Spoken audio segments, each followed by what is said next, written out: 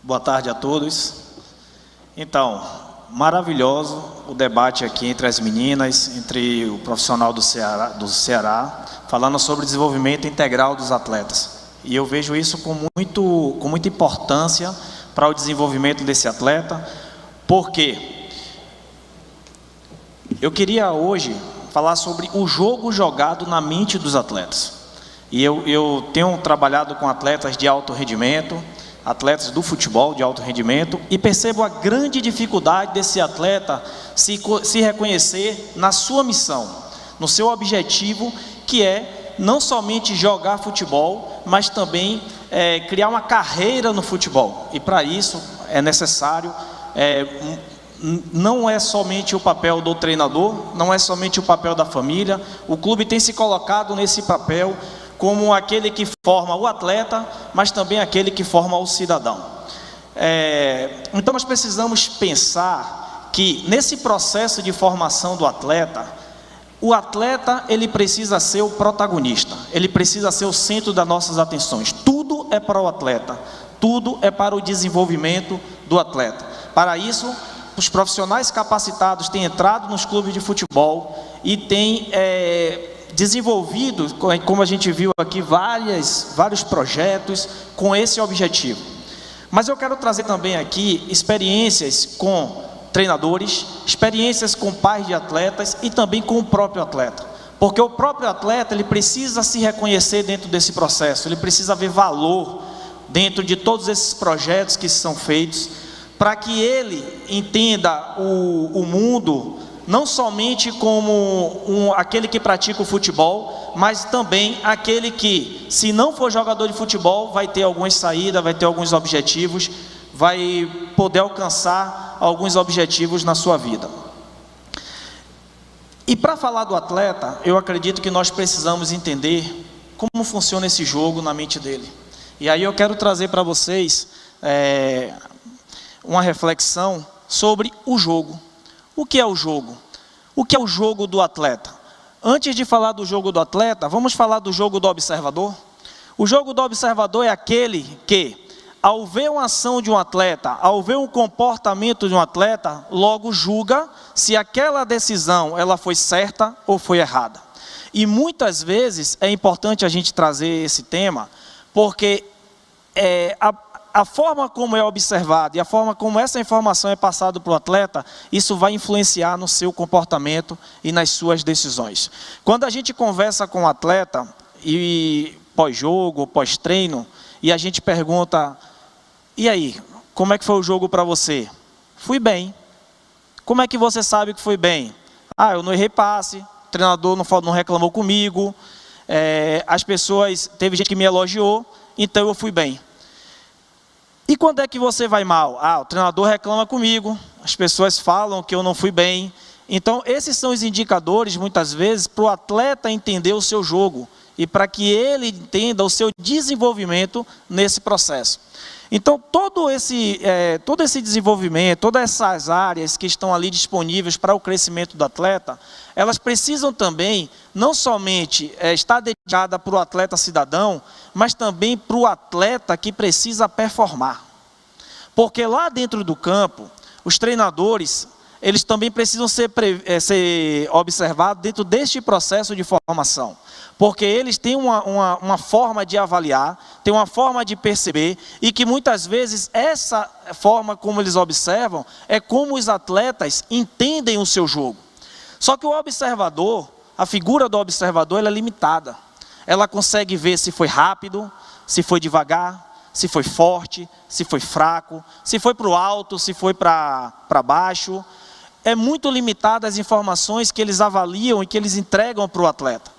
Então, o atleta, não se reconhecendo no seu jogo ainda com o seu treinador, ele vai buscar essa informação em um outro jogo. Que jogo é esse? O jogo do entretenimento. O jogo daquele que vai ao estádio, que vai, do pai que quer ver o seu filho jogador, e que para ele, em todo momento, o filho dele é o protagonista, o filho dele é o melhor, o filho dele é o centro das atenções. Ou pelo torcedor que paga para poder observar ali o jogo. Pitágoras, ele diz o seguinte: ele prevê na sua fala que 3 pessoas vão ao estádio. E na sua fala ele diz o seguinte, ó, ao estádio vai aqueles que vão para se divertir, né? Aqueles que vão para se entreter, aqueles que vão para desabafar. O outro que vai ao estádio são aqueles que se beneficiam com o jogo. São os comerciantes, são as marcas esportivas, o próprio clube, são os empresários. E a terceira pessoa que ele prevê seria quem? Seriam os atletas. Mas esse atleta, e aí onde Pitágoras não previa, esse atleta, para ele estar ali naquela arena, ele precisa passar por um treinamento. E quem é que treina esse atleta? Quem é que prepara esse atleta? E um desafio, eu perguntando a alguns treinadores, e eu perguntei quantos cursos vocês fizeram sobre técnica, sobre tática, sobre periodização, sobre transição. E a gente viu durante a pandemia muitos cursos desses sendo ofertados. E todos eles estavam ali, faziam um curso A, fazia o básico, fazia o avançado. E a minha pergunta, então, foi mais enfática no sentido: e quantos livros você leu sobre pessoas? Quantos livros você leu sobre um desenvolvimento humano? E muitos treinadores falam assim, não, mas eu quero ser um treinador. Mas se você quer ser um treinador, mas se você não entende de pessoas, você não vai entender de futebol. Você não vai entender do seu atleta.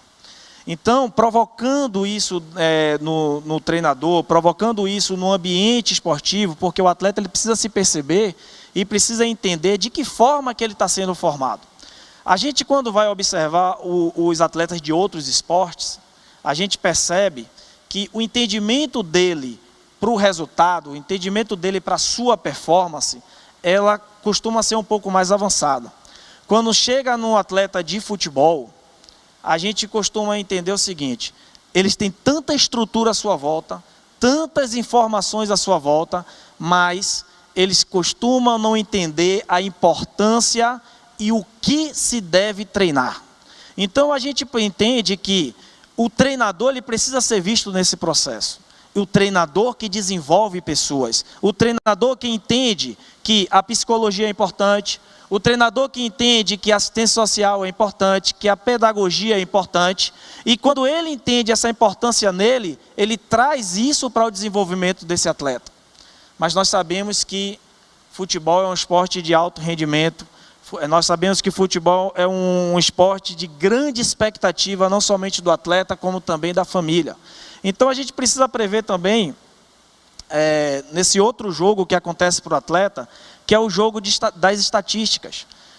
Muitas vezes o atleta ele sabe se ele foi bem ou se ele foi mal, ou alguém sabe se aquele atleta está performando ou não, somente pelos números. E aí diz quantos passes você deu, quantos chutes você deu, quantas finalizações. E essas são as informações que são passadas para o atleta. Agora, como fazer desse atleta protagonista se ele ainda não tem a informação necessária para que ele venha a performar? E aí, essas perguntas, elas, claro, elas precisam ser feitas para o atleta. Eu me lembro que o atleta, conversando com alguns treinadores, e eles falando sobre como seria dividida as sessões de treino. E ele falava o seguinte, ó, eu quero esse comportamento, porque durante o jogo, quando o atleta precisa ter esse comportamento, ele vai ajudar dentro do modelo de jogo da equipe. Quando o atleta terminava o jogo, a gente fazia a pergunta: o que é que você aprendeu hoje? O que foi que o treinador ele te ensinou ali? E muitas vezes essa resposta ela não estava com clareza. E quando é que essa resposta não está com clareza? Será que é quando o treinador não utilizou da comunicação adequada para que esse atleta ele venha a entender? Será que nesse momento o atleta ele não se faz a pergunta de entender que o momento do treino é o momento de aprendizado e o seu desenvolvimento enquanto atleta? É uma pergunta que o atleta hoje ele não sabe responder. E é uma pergunta que nós precisamos, nós quanto profissionais, nós precisamos despertar a consciência desse atleta. Eu me lembro que em 2016 eu trabalhava para uma empresa de agenciamento e eu fui confrontado com uma informação que mudou a minha vida. Depois de alguns resultados ruins da empresa, o nosso trabalho era monitorar os atletas sub-17, e quando esses garotos tivessem 20 anos, que eles não tivessem sendo usados pelas categorias sub-20, a gente iria levar ele para a Europa. Só que nunca foi feito um trabalho para esses atletas, deles entenderem para onde eles estavam indo. Quais seriam os seus desafios, o que ele deveria aprender. O clube não preparava ele para isso que ele queria. Porque o grande sonho dos atletas é jogar nos clubes brasileiros e também jogar em grandes clubes da Europa. E quando essa oportunidade vinha, a gente percebia que causava medo nesses atletas. E foi então que, tendo bastantes insucessos nessa transição de levar os atletas daqui do Brasil lá para a Europa, e vendo que eles iam, com certeza, por conta das suas qualidades técnicas, mas eles não se adaptavam por questões comportamentais. Então eu começava a observar isso e chamava a empresa, quando a gente ia conversar. Um dia, um dos donos da empresa, era uma empresa espanhola, ele olhou na minha cara e falou assim: cara, sabe qual é o seu problema? Aí eu: diga. Seu problema é que você vê muito o lado do atleta. E naquele momento aquela afirmação, ela gerou um desconforto, mas somente eu que fui o atleta daquela empresa. Eu conhecia a dor do atleta, eu sabia que era ter expectativa, o que era ter sonho, o que era sair da sua cidade para morar em outro lugar, o que é você acreditar que aquele sonho seria possível. Naquele momento que aquela empresa falou isso aí, eu falei: cara, não vou mais trabalhar com futebol e vou procurar um outro caminho da minha vida.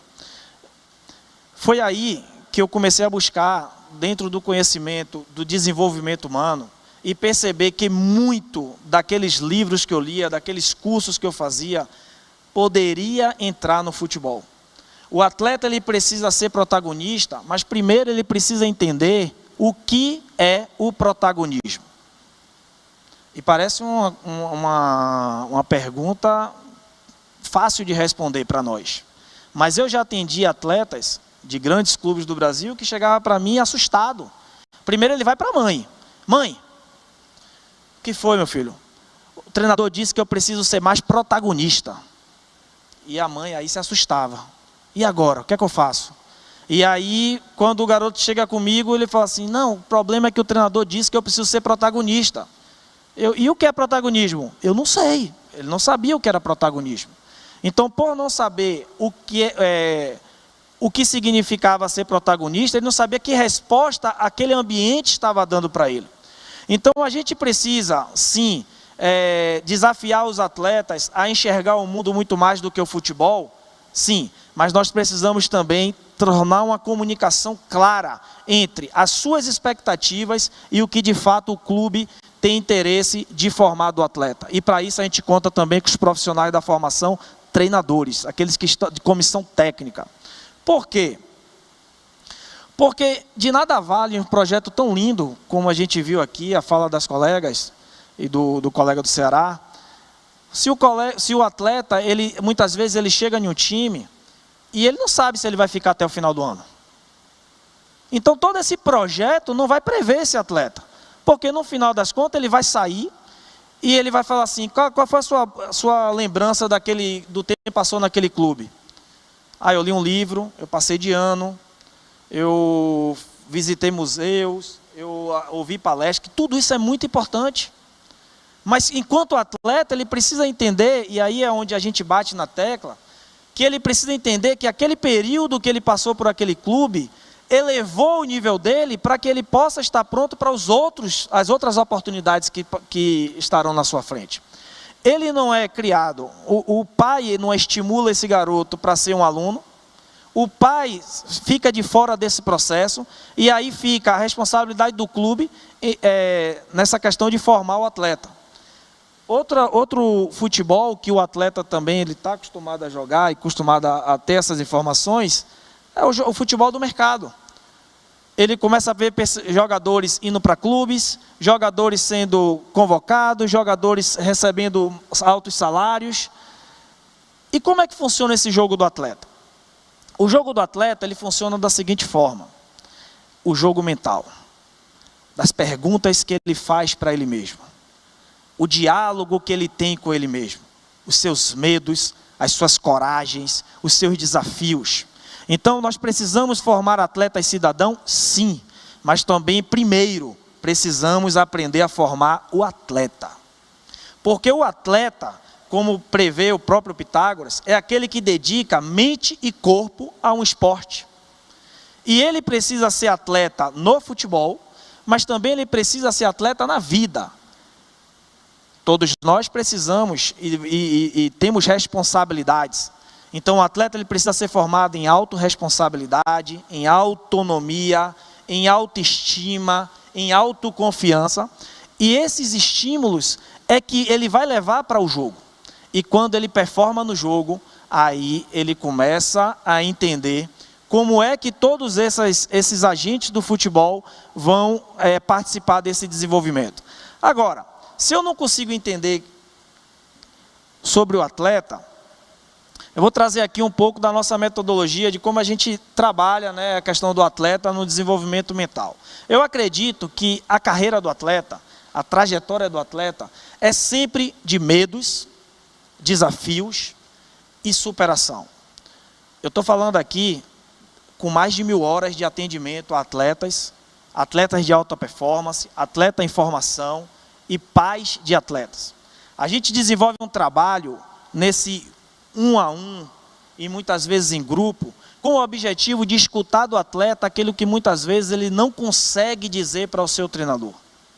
A gente forma um atleta com medo, a gente forma um atleta com medo de desafios, a gente forma um atleta sem entender o que o jogo está pedindo. E aí, nesse momento, é que toda essa informação, ela precisa, ele precisa fazer sentido dentro de campo. Então, vamos pensar aqui numa trajetória, nessa zona do medo, vocês estão vendo aí. Na zona do medo, o atleta é o seguinte, ele sabe, ele tem o sonho dele.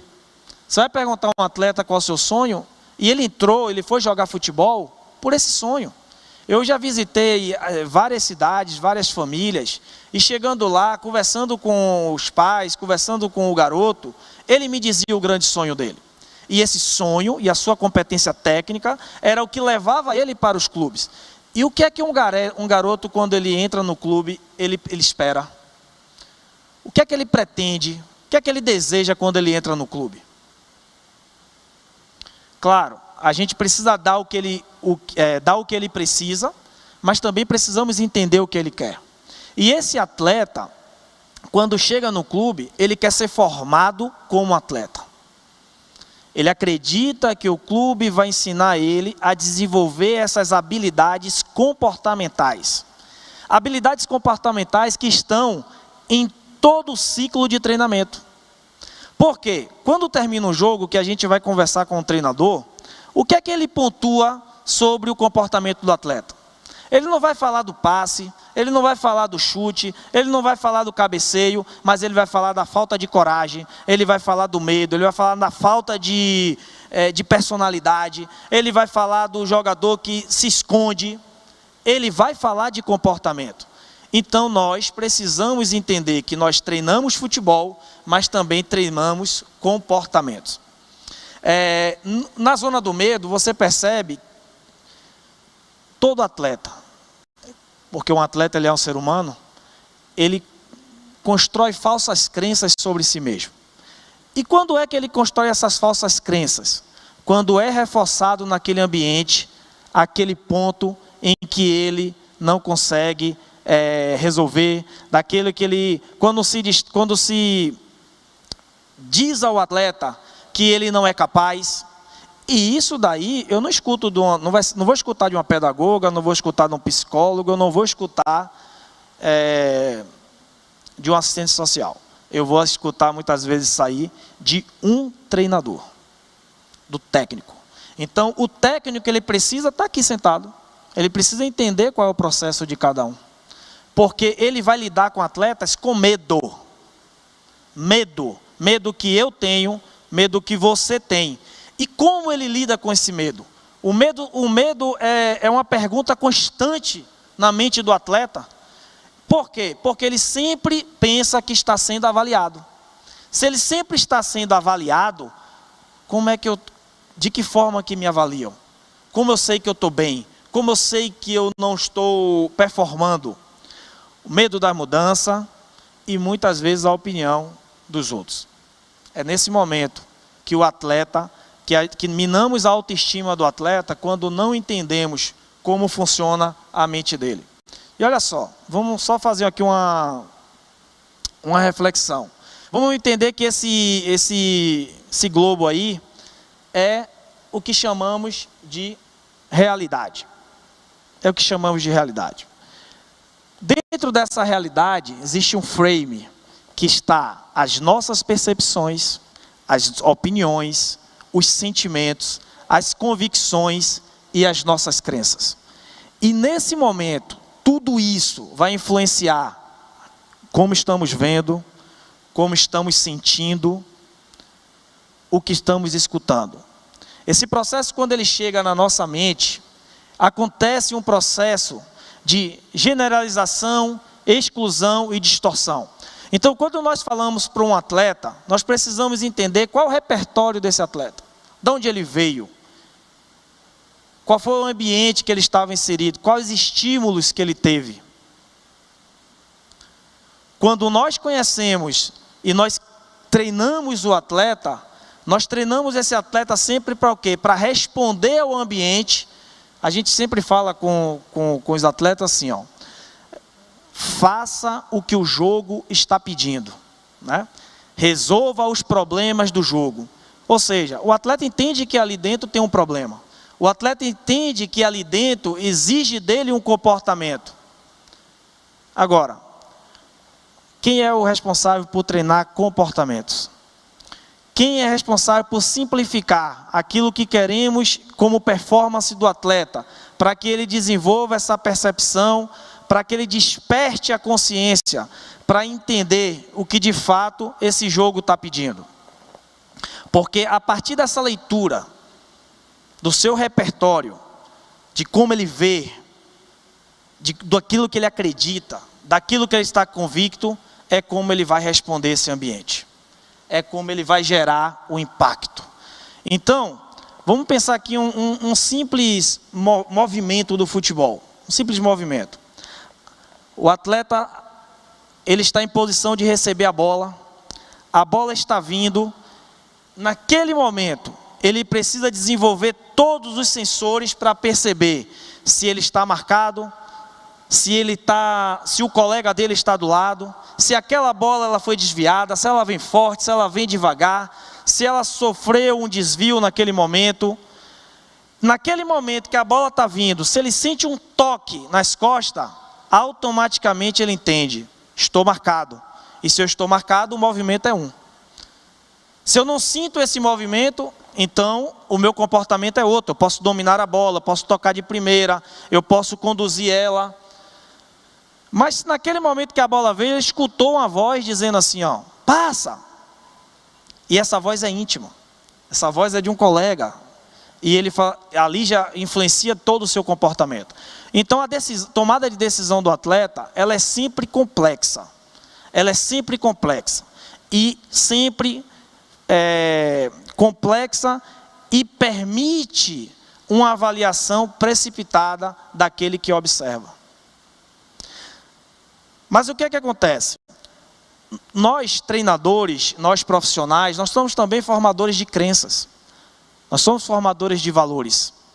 E é nesse momento em que nós observamos o atleta e entendemos ele como um indivíduo em construção, um indivíduo em formação, essa interação entre líder, entre treinador e atleta, ela é fundamental no seu desenvolvimento.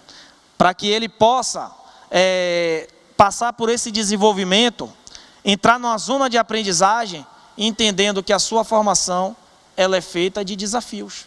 Desafios que dá medo. Desafios que nos afrontam. Mas desafios importantes para o crescimento.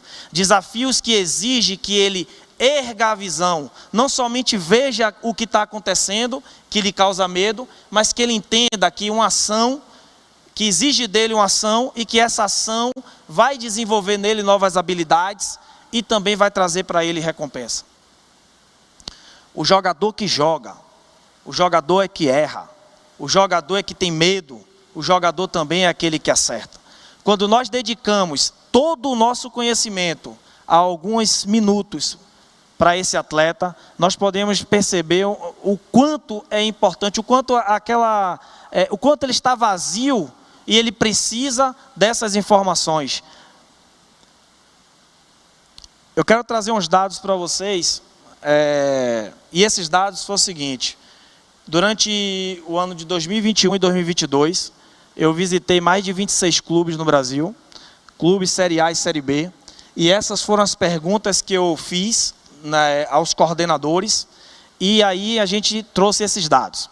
7 entre 10 atletas dizem que errar na hora de um jogo é o seu maior medo. E não é só atleta em formação, atleta de iniciação, atleta profissional também tem medo. Agora, como lidamos com medo é que diferencia. 92,2% dizem que ficam ansiosos e nervosos antes da partida. E aí teve um psicólogo que falou a gente aqui no início, que, claro, que ficaremos ansiosos quando nós não temos controle do que vai acontecer. Mas como lidamos com isso? 35 é a média de atletas por categoria, ou seja, são mais de 3 times. Então a gente vai ter que lidar atletas que vão para os jogos, atletas que ficam no banco, expectativas de pais, expectativas do atleta. 6 entre 10 atletas dizem que não entende o que pede o seu treinador na hora dos jogos. Já teve algum treinador que teve essa experiência? De pedir o atleta para ter um comportamento, e naquele momento você tem certeza de que ele entendeu aquela informação, mas que na hora do jogo ele fez tudo diferente? 87,3% tem dúvidas sobre a sua posição, ou não jogam na posição que mais gostam.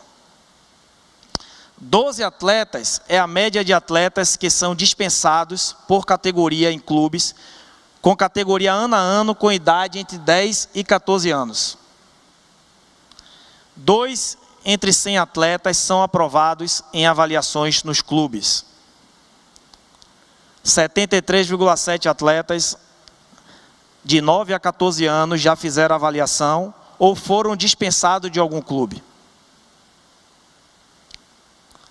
12 atletas é a média de atletas que chegam ao sub-15 após pelo menos 2 anos no clube. 8 entre 10 clubes dizem que os pais são o principal motivo de dispensa dos filhos. Quando os pais não se veem dentro desse processo, com a sua responsabilidade como treinadores comportamentais, o seu filho tem mais dificuldades.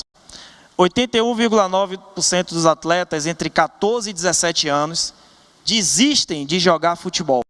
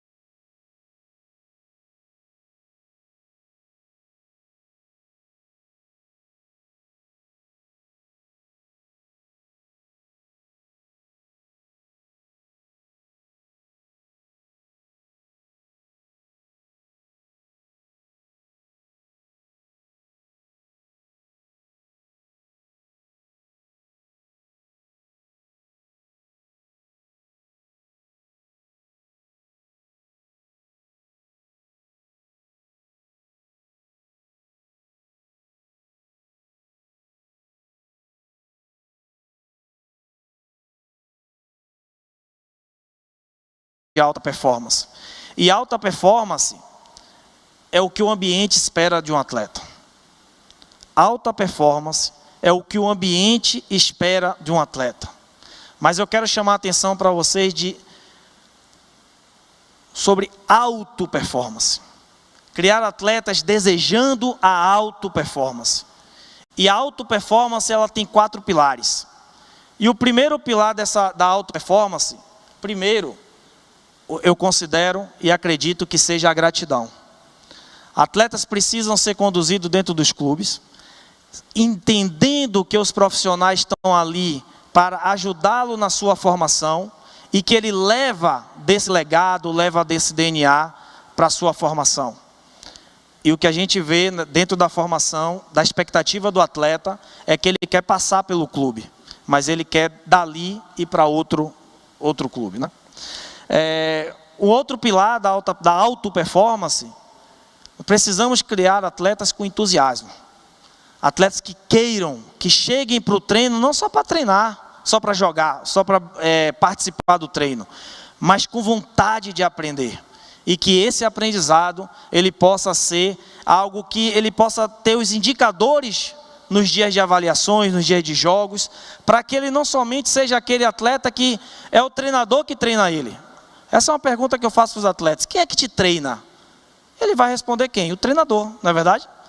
Quem te treina? O treinador. Não. Quem treina, o atleta, ele vai para campo para ser treinado. Ele precisa perceber que ali existem estímulos, e aqueles estímulos desenvolvem comportamentos. Mas se ele não entende qual é o comportamento que está sendo treinado, ele vai ter dificuldades de ser protagonista na hora do jogo. Um outro pilar que eu acho também importante é o pilar da fé. O atleta precisa se ver em algum lugar. Ele precisa se imaginar, porque o caminho no futebol, a gente sabe que somente 1% desses atletas chegarão a jogar profissionalmente, jogar nos grandes clubes da Europa. E aí a gente sabe que a gente trabalha com expectativas. E a expectativa, ela caminha lado a lado com a frustração.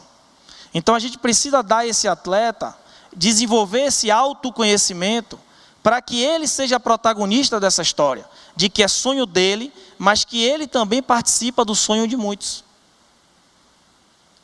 Essa é a jornada do atleta, cheia de medo, cheia de desafios e exigindo sempre uma superação. E nós treinamos os atletas. Somos nós, é em nós que eles confiam para sair de suas casas, para deixar suas famílias, para estar conosco. E a ciência precisa chegar a esses atletas. Como quarto pilar, e finalizando, da alta performance, é o capricho. Aí eu pego uma frase emprestada do filósofo Cortella, que diz que capricho é você fazer o seu melhor nas condições que você tem, para quando você chegar naquele lugar que você quer, você poder fazer melhor ainda. Essa é a resposta que o atleta, é dessa forma que o atleta precisa ser formado. É dessa forma que precisamos despertar a consciência desse atleta. E para isso, acredito que ele conta muito com todos nós. O atleta, quando ele vem a uma sessão, e quando ele procura sempre com medo, sempre com seus desafios, e sempre entendendo que o ambiente exige dele uma superação, muitas vezes ele tem uma pergunta, mas o que ele mais quer ser é ser escutado. E aí eu faço uma pergunta. Se nesse momento em que você está sendo formado, e nesse momento que tem profissionais querendo te ensinar, que existe toda uma estrutura ali pronta para te ajudar, para te desenvolver, para fazer você crescer, como aprender todos os dias, para que você leve esse aprendizado adiante. Porque nós sabemos uma coisa, o atleta, quando ele é liberado, quando ele chega ao ponto dele ser liberado por um clube, é porque ele não está performando, ou porque ele não tem um comportamento adequado para estar naquele ambiente. Agora, o que é que ele leva do clube adiante? De que forma que ele vai lembrar daquele profissional que passou por ele? Se fizermos um exercício aqui bem rápido e pararmos para pensar o seguinte: quem foram os nossos melhores treinadores? Talvez não sejam muitos, mas eu tenho certeza que você lembra dele. Quem foi seus melhores professores? Talvez não sejam muitos, mas eu tenho certeza que você lembra dele. eles foram aqueles que geraram um impacto na nossa vida. Foi eles que mudaram a nossa direção. Foi eles que fez a gente valorizar o que nós não valorizamos. Então, ao chegar diante de um atleta, não sei qual é a sua profissão, não sei qual é o seu conhecimento, vamos enxergar ali uma pessoa que deseja e que quer ser atleta e que precisa de nós. Muito obrigado.